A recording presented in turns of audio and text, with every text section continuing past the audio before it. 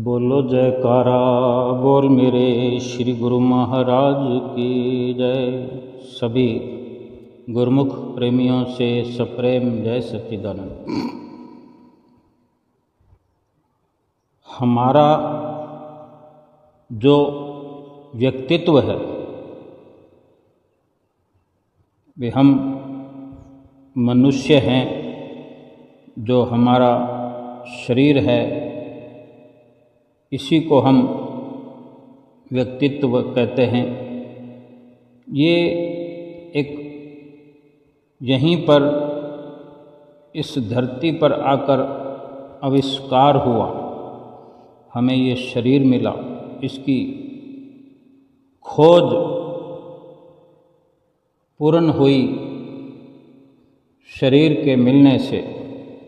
ये एक खोजी हुई चीज़ है, ये आविष्कार हुआ है। लेकिन एक हमारी जो सत्यता है, हमारी निज जो पहचान है, जो हमारी निजता है, वास्तविकता है, वो हमें यहाँ आने से पहले ही मिल जाती है। यानी मनुष्य शरीर में आने से पहले वो निजता, वो सत्यता हमें पहले से मिली हुई होती है। वो जन्म के साथ ही आती है। यहाँ आकर के नहीं खोजना पड़ता, उसका आविष्कार नहीं करना पड़ता। वो स्वयं अपने आप में पहले से ही प्राकृतिक तरीके से हमें मिली होती है। सतगुरु जो कि हमारे जीवन में हैं, हमारे जीवन में उनका पदार्पण हुआ है, या यूँ कहें कि हमें उनकी जो शरण मिली है, उनकी संगत में बैठक मिली है। और सतगुरु का हमारे प्रति किस प्रकार का कार्य है कि वे हमारे व्यक्तित्व को मिटाना चाहते हैं।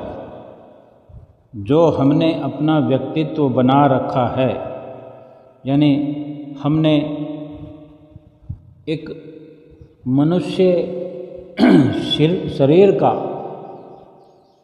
मनुष्य शरीर के द्वारा मनुष्य शरीर के बारे में हमने अपनी पहचान उजागर की हुई है।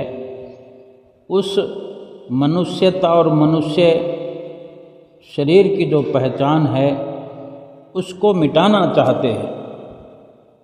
और हमारी जो सत्यता है, वास्तविकता है, निजता है, उसको उजागर करना ही सतगुरु का परम लक्ष्य है। क्योंकि सतगुरु चूँकि स्वयं पार ब्रह्म परमेश्वर हैं, भगवान निराकार भगवान ही साकार सतगुरु भगवान के रूप में अवतरित हैं।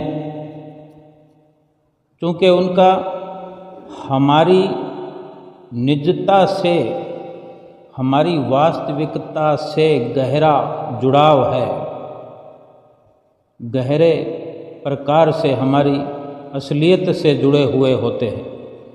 सतगुरु हमारे निर्मल, पाक, स्वच्छ भाव से जुड़े होते हैं। उनका संबंध हमारे मौन भाव से, एकाकी भाव से, एकांत भाव से जुड़ा होता है। सतगुरु की रुचि इस बात में कभी नहीं होती कि हम बाहरी रूप से क्या हैं। हमारा जो व्यक्तित्व है, जैसे कोई डॉक्टर है, कोई मास्टर है, कोई इंजीनियर है, कोई पानी का मिस्त्री है, कोई इलेक्ट्रिशियन है, राष्ट्रपति है, प्रधानमंत्री है, ये सारा व्यक्तित्व है हमारा। ये बाहरी पहचान है शरीर की, शरीर की तरक्की है। ये शरीर की अलग अलग स्थिति है, अलग अलग रोल है शरीर का, लेकिन हर किसी की निजता जो है वो, जो कि हर इंसान यहाँ पैदा होने से पहले अपनी निजता को, अपनी वास्तविकता को साथ लाता है, उसको यहाँ से पैदा नहीं करना पड़ता। अगर कोई डॉक्टर बना है तो शरीर को प्राप्त करने के बाद में पहले शरीर को यहाँ से प्राप्त किया, शरीर का आविष्कार हुआ, फिर शरीर के अंदर आकर डॉक्टर बनने के लिए एक अथक प्रयास होता रहा, मेहनत होती रही, पुरुषार्थ होता रहा, तब जाके कोई डॉक्टर बनता है। सब अलग अलग है, लेकिन सतगुरु को हमारे इन रूपों से, इन पदवियों से कोई लेना देना नहीं होता। उन्हें कोई फर्क नहीं पड़ता कि कोई डॉक्टर हो, मास्टर हो, इंजीनियर हो, सीए हो, प्लम्बर हो, इलेक्ट्रीशियन हो, या कोई नेता हो, अभिनेता हो, राष्ट्रपति हो, प्रधानमंत्री हो, हम कुछ भी क्यों ना बन जाएं, सतगुरु को इस बात से कोई प्रयोजन नहीं है। हमें ये विचार करना चाहिए, हमें ये ध्यान देना चाहिए कि हम जीवन में सफल इंसान हो या असफल हो, हम बहुत कमाई करके बड़े रुतबे को, बड़े ओहदे को पा चुके हों, बहुत बड़ी गाड़ी में सफ़र करते हों, किसी बड़े बंगले में रहते हों,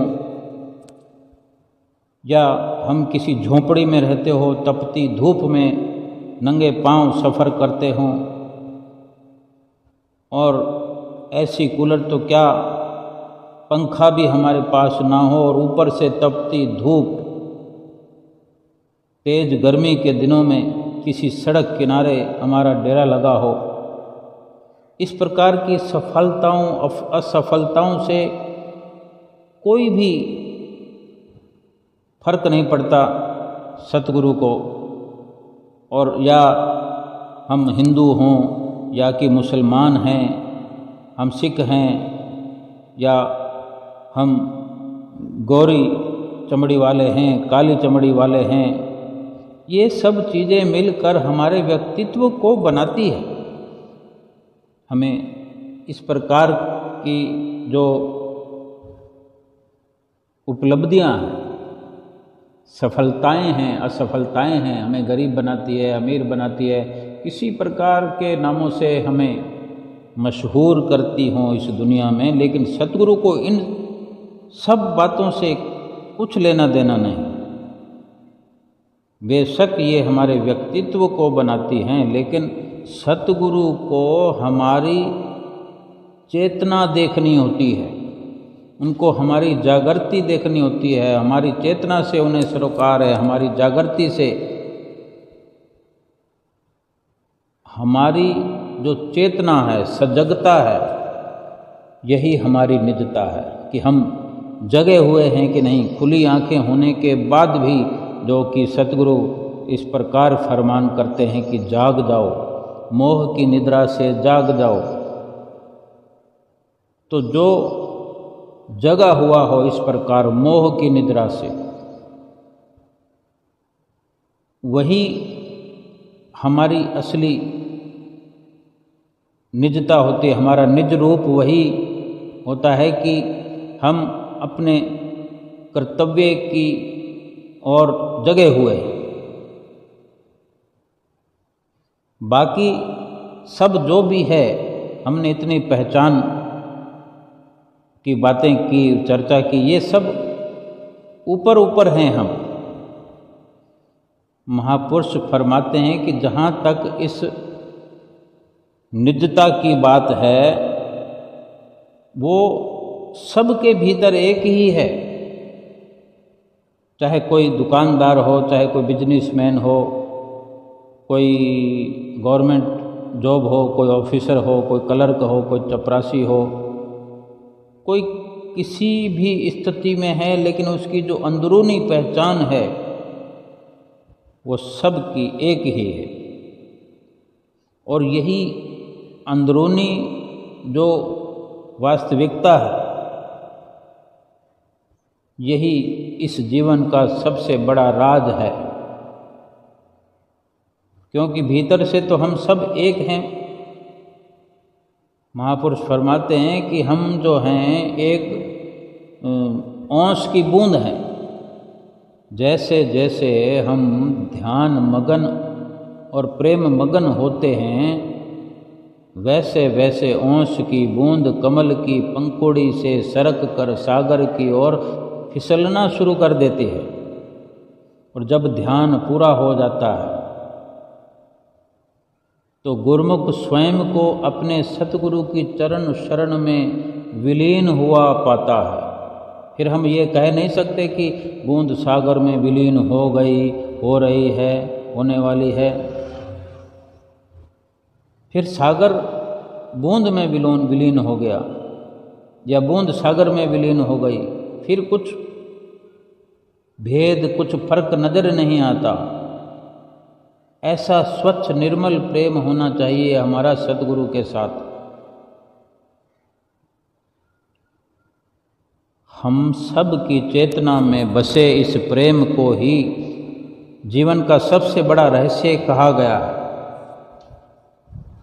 जब तक इस प्रकार हम अपनी निजता को पहचान नहीं पाते, पहचानना नहीं चाहते, निजता की ओर हमारा ध्यान नहीं जाता, तब तक ही हम अपने आप की पहचान बाहरी संसार में रहकर अलग अलग नामों से, अलग अलग कार्य से, अलग अलग व्यवस्थाओं से, अलग अलग प्रकार के स्तर से हम अपनी पहचान करवाना चाहते हैं, पहचान कराते हैं।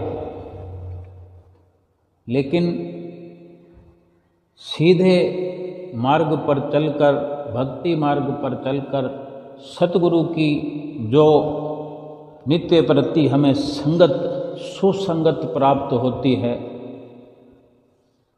उससे हमें ये ज्ञान प्राप्त होता है। ये पता चलता है कि हमारी असलियत कुछ और है। मैं डॉक्टर हूँ, ये हमारी असली पहचान नहीं है। मैं इंजीनियर हूँ, ये भी हमारी असली पहचान नहीं है। हम अपनी असली पहचान को अपने ही अंदर छुपाए हुए, गुमराह हुए अगर ढूंढते रहेंगे बाहर की दुनिया में, बाहरी जगत में, तो हम अपनी पहचान नहीं पा सकते। कभी भी अपनी निजता की ओर कभी हमारा रुख नहीं होगा। लेकिन संतों महापुरुषों के सत्संग में, उनकी शरण में जो हमें शिक्षा दीक्षा मिलती है, उससे हमें अपनी निजता, अपनी असलियत की ओर रुख करने का रास्ता मिलता है कि किस प्रकार हमारी जो असलियत है वो हमें समझ में आने लगती है। और ये कितनी ज़रूरी बात है कि हम अपने आप को ही नहीं पहचानते, अपने आप के बारे में भी कभी मंथन नहीं करते, हम अपनी असलियत को नहीं जानते, हम अपनी निजी पहचान को छोड़ करके बाहरी झूठी पहचान को उजागर करते रहते हैं।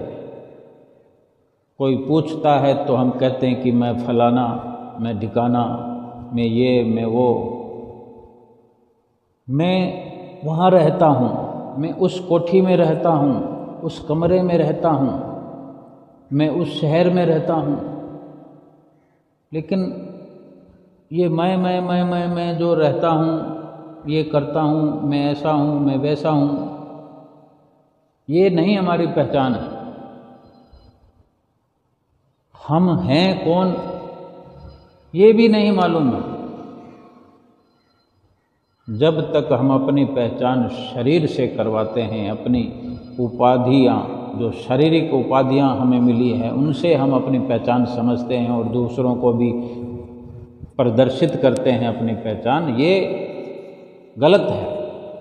सरासर गलत है। वो संसारी जगत के लिए इस प्रकार से अपना नाम रखना, दूसरों को बताना, वो वहाँ तक ठीक है, लेकिन हमें अपने आप की असलियत तो मालूम होना चाहिए कि हम शरीर हैं ही नहीं। हमारी निजी पहचान जीवात्मा से है। हम केवल और केवल जीवात्मा हैं जो शरीर के अंदर प्रवेश हुई और इस संसार में शरीर के रूप में जन्म हुआ। हंसता खेलता हमारा जीवन इस शरीर के माध्यम से उजागर हुआ। ये शरीर एक माध्यम है हमारी निजता को संभालने के लिए। हमारी असलियत का ये शरीर एक ठिकाना है। ये शरीर ही एक बंगला है, कोठी है, घर है, मकान है, ठिकाना है, लेकिन मालिक जो है वो जीवात्मा है। सब के सब शरीरों की एक ही असलियत है कि वो शरीर नहीं, वो जीवात्मा है। ये शरीर अलग अलग प्रकार से हैं। एक ही माता पिता की संतान होने पर 4 लोगों में से एक का शरीर गोरा है, दूसरे का शरीर काला है, एक का कद नाटा है, दूसरे का कद लंबा है, किसी की आँखों में प्रॉब्लम है, किसी की टांग में प्रॉब्लम है, किसी की हाथ में प्रॉब्लम है, किसी की वाणी में प्रॉब्लम है। अगर कोई बहुत अच्छे से सुंदर है, उत्तम वाणी बोलता है, उच्चारण है, शुद्ध उच्चारण है, चलना फिरना बहुत अच्छा है, मुकम्मल तौर पर शरीर सुखद भविष्य का इशारा करता है, तो ये अपने शुभ कर्मों के कारण संभव हुआ, प्रारब्ध बना। अगर कर्मों की बात ना हो तो फिर क्या कारण हो सकता है कि एक ही माता पिता की अगर 4 संतान हो, एक ही माता पिता की संतान होने के कारण चारों लोग अलग अलग प्रकार से क्यों दिखाई देते हैं? किसी को कोई रोग भी हो सकता है। जब एक ही घर से संबंध रखने वाले 4 लोग हों तो एक जैसा होना चाहिए, लेकिन यहाँ कुदरत के कानून की बात है कि कुदरती तौर पर ये न्याय सबके साथ होता है कि जिसने जिस प्रकार के शुभ अशुभ कर्म या निष्काम कर्म किए होते हैं उनके अनुसार उसका प्रारब्ध बनता है। लेकिन इस संसार के अंदर ये जीवात्मा शरीर धारण करके आता है, उसे इसी मनुष्य शरीर में रहकर अपनी पहचान को उजागर करना पड़ता है। सतगुरु जिसको मिल जाए, सतगुरु की जिसको शरण मिल जाए, जिनको सतगुरु का जो सुंदर सच्चा ज्ञान है वो मिल जाए, सतगुरु से जिसको नाम मिल जाए, उनकी सोहबत संगत मिलती रहे, और जो शिष्य है ये जीवात्मा है मनुष्य शरीर के अंदर, इसको इस प्रकार की समझ मिलने पर वो अपना जो स्वर्णिम भविष्य है अपने सतगुरु के वचनों में देखने लगे। अपना जो सच्चा आनंद, सच्ची शांति प्राप्त करने का जो सतगुरु ने साधन बताया, उसी में ही अपना भविष्य बनाने लगे और उन्हीं की आज्ञा में चलकर निष्काम कर्म करने लगे तो ये अपने आप जो उसकी सत्यता है, मनुष्य जीवन की जो निजी पहचान है, वो अपनी ओर से हम अपने आप उजागर करना शुरू कर देते हैं। बल्कि अपने आप होती है, हमें करने की ज़रूरत नहीं है। जो इस प्रकार सतगुरु के बताए मार्ग पर चलना होता है, उन्हीं के द्वारा बताए साधनों को अमल में लाने पर ये अपने आप कुदरत की तरफ से व्यवस्था होती है कि हमारी निजता उघड़ जाती है और जो व्यक्तित्व है, जो बाहरी प्रदर्शन है, वो छुपने लगता है। जिस गुरुमुख को ये समझ आ जाए, समझ आ गई हो, उसके जीवन में चारों तरफ से खुशियों की हरियाली छा जाती है। जिसने अमल करना शुरू कर दिया हो, उसके लिए ये सरल हो जाता है कि उसने अपने आप को, अपनी निजता को विलीन कर दिया, सतगुरु के चरणों में लीन कर दिया, आत्मा का परमात्मा से एकाकार कर दिया। तो आत्मा और परमात्मा में कुछ भी भिन्न भेद नहीं रह जाता। फरमाते हैं, सेवक स्वामी एक मत, जो मत से मत मिल जाए। सेवक स्वामी एक मत, जो मत से मत मिल जाए। चतुराई रीझे नहीं, रीझे मन के भाई, रीझे मन के भाई। सतगुरु और स्वामी की एक मत हो जाए। सतगुरु जिस प्रकार फरमान करते हैं, जिस प्रकार उनका संदेश होता है, जो इशारा होता है कि परोपकार ही जीवन का लक्ष्य है। सर्वप्रथम अपने पर परोपकार, यानी अपनी जीवात्मा को परोपकार की ज़रूरत है। जीवात्मा को लक्ष्य की ओर बढ़ने की ज़रूरत है और ये शरीर माध्यम है। इस शरीर के माध्यम से ही परमात्मा को ये जीवात्मा पा सकती है। जीवात्मा परमात्मा में विलीन हो सकती है तो इस मनुष्य शरीर के माध्यम से। दूसरा कोई और तरीका नहीं है, कोई साधन नहीं है। और मनुष्य शरीर में जो अलग अलग प्रकार के साधन हैं, वो समझने के लिए हर वक्त सतगुरु के मुखारविंद से अमृत तुल्य प्रवचनों की बारिश होती रहती है।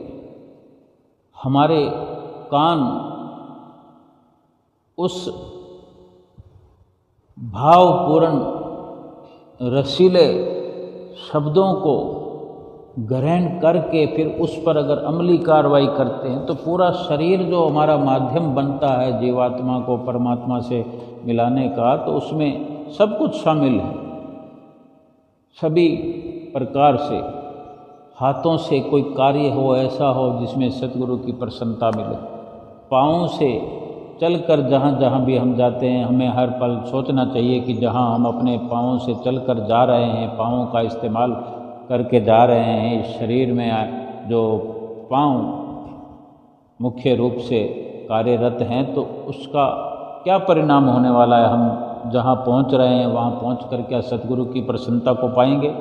क्या सतगुरु हमारी इस प्रकार की कार्रवाई से प्रसन्न होंगे?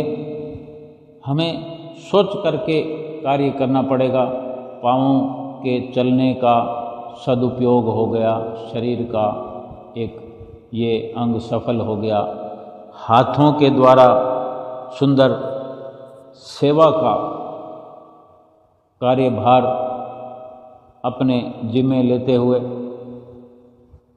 हाथों से इस प्रकार की सेवा में लगकर हाथों को सफल करने से और भली प्रकार से ये हम विचार करते हुए सेवा करेंगे कि क्या सतगुरु की इसमें प्रसन्नता है। नित्य प्रति हमें सुंदर प्रवचनों से माला माल करते हैं सतगुरु। तो हम हर दिन के सुने हुए प्रवचनों से ये आकलन कर सकते हैं कि सतगुरु ने हमें क्या फरमाया है। रोज़मर्रा के जीवन में हम क्या सुनते हैं सतगुरु से, उस प्रकार से हम अपने विचारों की जांच कर सकते हैं। क्या हम अपने सुंदर विचारों के जरिए अपने हाथों से क्या कार्रवाई कर रहे हैं जिससे कि सतगुरु प्रसन्न होंगे। फिर इस प्रकार एक एक कदम आगे बढ़ाएं। आँखों से हमने किस प्रकार सतगुरु के वचनों पर अमल करने के लिए आँखों से क्या चुनना है, आँखों से क्या देखना है और किस प्रकार शुद्ध आचरण को अमल में लाते हुए, शुद्ध आचरण करते हुए हमारे लाभ के लिए क्या दृश्य हैं जिनको देखकर खुली आँखों से फिर हम अपने भीतर प्रवेश कराएं। ये आँखों का सदुपयोग है और विचार करें कि जो हम अपनी आँखों से अपने अंदर प्रवेश करा रहे हैं क्या उससे भी सतगुरु की प्रसन्नता होगी, हो रही है, हो जाएगी। और इसी प्रकार मुख से भी, जुबान से भी, कानों से भी अगर हम इस प्रकार सदुपयोग करेंगे कि जो सुना जाता है समय समय पर हमें कहाँ से कहाँ जाकर कानों का इस्तेमाल करना पड़ता है। और जब जब भी ऐसी वाणी सुनने को मिले, कुछ ऐसे दृष्टांत सुनने को मिले जिसमें सतगुरु की प्रसन्नता ना हो, उनकी ओर से अपने कान को बंद कर देना चाहिए कि इधर से सुनी और इधर से निकल जाए, तुरंत निकल जाए, हमारे अंदर बसने ना पाए किसी प्रकार की वाणी, किसी प्रकार के विचार जिनसे कि सतगुरु की प्रसन्नता ना हो, जीवात्मा को सुख ना मिलता हो, शांति ना मिलती हो। इसी प्रकार सारे शरीर को माध्यम बनाकर ही जीवात्मा को परमात्मा से मिलाया जा सकता है। और इतना सुंदर शरीर प्राप्त करके जिसने अपने सतगुरु के साथ मिल कर के, सतगुरु की संगत में आकर के अपनी सोच को उनके साथ मिला लिया, अगर सोच को विपरीत रखा, सतगुरु के वचन जिस प्रकार हैं हमने उस प्रकार अपनी सोच को मिलाकर नहीं, अपनी मनमति की अलग सोच बना ली, सतगुरु के विपरीत अपना रास्ता बनाया है, या आधा हमने स्वीकार किया और आधी मनमति से कार्य किया, फिर वो लाभ नहीं होगा जो सतगुरु हमें दिलाना चाहते हैं। हमारी निजता प्रकट नहीं होगी, वास्तविकता प्रकट नहीं होगी, फिर वो आधी अधूरी पहचान ही उजागर होगी और हम अपनी आधी अधूरी ही पहचान कर पाएंगे, अपने आप को आधा अधूरा ही जान पाएंगे, जो कि मुकम्मल तौर पर हमें सच्चे सुख की अनुभूति नहीं हो पाएगी। जब चतुराई को त्याग दिया जाता है और अपने सुंदर भावों को प्रकट किया जाता है। सुंदर भावों के द्वारा, निर्मल मन के द्वारा सतगुरु से सच्चा हार्दिक विशुद्ध प्रेम किया जाता है, तो फिर निष्काम भाव से किए हुए कर्मों के द्वारा सच्चे सुख की, सच्ची शांति की अनुभूति होती है।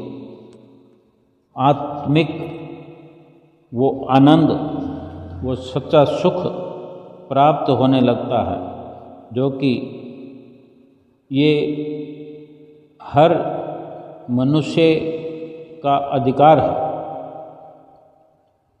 और अगर इतना करने से कि अपनी सोच को सतगुरु की सोच के साथ मिला दिया जाए, यानी सतगुरु ने जो वचन फरमाए वही सेवक सत्य सत्य करके मानता चला जाए, उसको कोई भी संशय अपने अंदर उपजता हुआ न दिखाई दे और न ही कोई प्रकार का संशय उत्पन्न होने दे।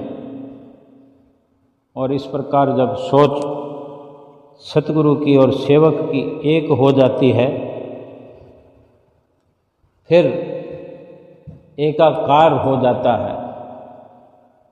जिस प्रकार बूंद सागर में विलीन होकर अपनी पहचान मिटा करके सागर रूप बन जाती है, वैसे ही ये जीवात्मा भी अपनी हर प्रकार की ये पहचान, जो कि बदलती रहती है नित्य प्रति, या कई प्रकार की पहचानें हैं एक ही इंसान की, जब सतगुरु से सोच मिला लेता है इंसान, जीवात्मा जब उस राह पर चल करके अपने सतगुरु से एकाकार कर लेता है, तो फिर ये सारी बाहरी जो पहचानें हैं इंसान की, वो सब मिट जाती है। वो सतगुरु स्वरूप बन जाता है, सतगुरु में विलीन हो जाता है। फिर नहीं पता कि जीव कहाँ है, जीवात्मा कहाँ है और परमात्मा कहाँ है। एक ही रूप हो गए दोनों, दोनों एक ही हैं और एक हो जाते हैं। फिर कोई भिन्न भेद नहीं रहता, फिर कोई संसार का दुख नहीं रहता, फिर 84 लाख योनियों का कोई भय नहीं सताता, फिर कोई संसारिक पहचान नहीं बाकी रहती। सब कुछ मिट गया। और जब मिट जाता है, एक अवस्था मिट जाती है, तो दूसरी अवस्था जो कि सतगुरु के रूप में प्रकट होती है, उसी में जिस प्रकार एक बीज में पेड़ समाया हुआ है और उसी बीज को धरती में बो करके हवा पानी की मदद से जब वो अंकुरित होता है, जो बीज में पेड़ होता है, वो बीज बोने से वो पेड़ की शकल अख्तियार करने के लिए अंकुरित होता है। तो धीरे धीरे जब पेड़ बन जाता है, तो वो बीज तो मिट गया, बीज नहीं रहा तभी वो पेड़ बन पाया। लेकिन कोई बीज भी रहना चाहे और पेड़ भी बनना चाहे, ये मुमकिन नहीं है। किसी भी अवस्था को प्राप्त करने के लिए पहली वाली अवस्था को मिटाना आवश्यक है। हमने जो अपनी पहचान आज तक बना रखी है, अगर हमने परमपिता परमेश्वर से एकाकार होना है, तो अपनी पहचान को मिटाना पड़ेगा, अपने आप को भुलाना पड़ेगा। और जब अपने आप को मिटा देंगे, भुला देंगे, फिर यही सत्य स्वरूप जीवात्मा परमपिता परमेश्वर से मिलकर एकाकार हो जाएगी। यही इस जीवन का परम लक्ष्य है। और अगर कोई चाहता है कि मैं अपने मन की मति पर भी चलता रहूं, चतुराई करता रहूं, छल कपट भी मेरे अंदर चलता रहे और सच्चा सेवक कहलाऊं या अपनी आत्मा को परमात्मा से मिलाऊं, परमात्म स्वरूप बन जाऊं, एकाकार हो जाए, ये नहीं हो सकता। क्यों कि जिसने अपनी मनमति को उजागर करके रखा है, गुरुमति पर अमल ही नहीं है जिसका, वो फिर कैसे पाएगा? सतगुरु की प्राप्ति उसे कैसे होगी? सतगुरु में अपने आप को कैसे विलीन कर पाएगा? कैसे सुख स्वरूप बन पाएगा? और जब इतनी बड़ी उपाधि मिल सकती है, इतना बड़ा लाभ मिल सकता है, ये जीव सुख स्वरूप बन सकता है, तो फिर क्यों कोई दुविधा को पैदा किया जाए, संशय को पैदा किया जाए? संसार में ऐसी कोई वस्तु नहीं है जो सतगुरु की भक्ति करने पर ना मिल सकती हो। कुछ भी ऐसा नहीं है। अगर जिस प्रकार से सतगुरु अपने बनते हों और हमें अपना बनाते हों, वो कार्य करके हमने ये अलभ्य लाभ प्राप्त करना चाहिए। उसके लिए चतुराई को छोड़ने की ज़रूरत है, छल कपट का त्याग करने की ज़रूरत है, अपनी जो बाहरी पहचान है उसको मिटाने की ज़रूरत है। क्या फ़र्क पड़ता है कि संसार में हमें कोई जाने या ना जाने? हम कितनी पहचान बनाएंगे संसार में? एक दिन तो वो पहचान समाप्त हो जाएगी। जिस मकान को हम अपना समझते हैं वो मकान तो हमारी आंखों के सामने ही चला जाता है। कितने कब्जाधारी उसके अंदर हमारे सामने ही देखते ही देखते कब्जा कर लेते हैं। और कभी उसी मकान में ठाठ हुआ करते थे हमारे, लेकिन एक वक्त ऐसा आ जाता है कि उसी मकान में हम अपनी स्वेच्छा से रह नहीं पाते। फिर भी हम ये सोचते हैं कि ये मकान हमारा है, तो हम कितनी गलती पर हैं। और फिर उसके बाद में एक ऐसी अवस्था भी आ जाती है कि वो संपूर्ण तौर पर हमें तो इस मकान तो क्या, इस संसार को भी छोड़कर जाना पड़ता है। तो उसको क्यों नहीं अभी से उसका ख्याल छोड़ दिया जाए, उसका मोह छोड़ दिया जाए?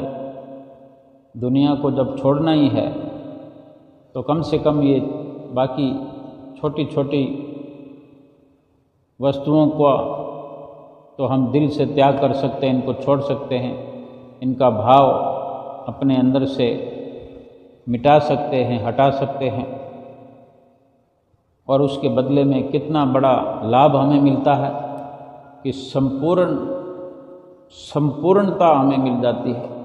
हम परिपूर्ण के साथ मिल जाते हैं। जो हमारा अधूरा जीवन है वो पूर्णता की ओर बढ़ता हुआ पूर्ण सतगुरु के साथ हमारी विलीनता हो जाती है, हमारा विलय हो जाता है। तो अपनी पहचान रखने से क्या मिलने वाला है हमें? अपनी पहचान को मिटाने से ही हमारी असली पहचान उजागर होगी। क्योंकि जो हमने अपनी पहचान बना रखी है वो नकली है, वो नकारा है, वो मुसीबतों को जन्म देने वाली है, वो दुखों को हमें दिखाने वाली है। हमने सुख स्वरूप बनना है ना कि दुख का रूप। दुखों से छुटकारा पाना है। जिसने सुख स्वरूप के साथ संबंध नहीं छोड़ा वो दुख का रूप बनकर पहले से भी आया है और फिर यहाँ से भी दुख का रूप बनकर जाएगा और दुख का रूप बना रहेगा। 84 लाख योनियाँ तो दुख का ही रूप है। अथाह दुखों को प्राप्त करता आया है और इस संसार में मनुष्य जीवन पाकर भी अथाह दुखों में लवलीन रहा। दुखों को प्राप्त करता हुआ फिर इस संसार सागर से उसी दुखों की गर्त में जाके, उस दुखों के खड्डे में जाकर के गिरा। क्या फिर मनुष्य जीवन का यही लक्ष्य था? मनुष्य जीवन को क्या इसलिए प्राप्त किया? मनुष्य जीवन का केवल इतना ही मात्र फायदा था कि इस मनुष्य जीवन में आकर के 84 लाख योनियों को प्राप्त किया जाए, 84 लाख योनियों की मांग की जाए। ये मनुष्य जीवन की उपलब्धि थी। अगर किसी इंसान की अच्छी जगह नौकरी लग जाए, अच्छी सैलरी मिले और वो बंदा इतनी अच्छी जगह पर नौकरी लगकर अच्छी सैलरी पाते हुए अपने ऊपर बहुत सारा बैंक का कर्ज चढ़ा ले, तो कौन कहेगा कि ये बुद्धिमान है? इतनी सैलरी मिलने पर भी तुम्हारे ऊपर कर्ज हो गया, इससे तो तुम पहले ही ठीक थे कि तुम्हारा अच्छे से गुजर बसर हो जाता था। जितना सुविधाजनक रह कर के प्रभु परमात्मा को पाने का यत्न हो जाए उतना ही काफ़ी है। फरमाते हैं कि साईं इतना दीजिए जामे कुटुंब समाए, मैं भी भूखा ना रहूं साध ना भूखा जाए। बस ये इस्तेमाल हो गया। जो चाहिए था, जो ज़रूरत थी वो पूरी हो गई और लक्ष्य था प्रभु की प्राप्ति, वो हो गया तो मिशन पूरा। और जिन सामानों को एकत्र करने में ये जीवन लगा दिया वो सामान क्या काम आए अगर प्रभु की प्राप्ति नहीं हुई? प्रभु की प्राप्ति होते हुए जो भी मिल जाए, प्रारब्ध में है, अगर लाखों करोड़ों अरबों बंगले गाड़ियां हैं प्रारब्ध में तो वो मिलेंगी, लेकिन हमारा लक्ष्य उन्हीं को पाना नहीं होना चाहिए। हमारा लक्ष्य तो प्रभु की प्राप्ति है। ये मनुष्य जीवन का लक्ष्य प्रभु प्राप्ति है। संसार की जो अवस्था है वो कुछ भी हो, संसार में हमारी किसी भी तरह की स्थिति हो, हम गरीब हों, अमीर हों, डॉक्टर हों, इंजीनियर हों, कोई फर्क नहीं पड़ता, लेकिन सच्चे सेवक बनकर अपनी जीवात्मा का परमात्मा से मिलन कराने का जो हमारा लक्ष्य है वो लक्ष्य पूरा करना है और सतगुरु की प्रसन्नता प्राप्त करनी है। बोलो जयकारा, बोल मेरे श्री गुरु महाराज की जय।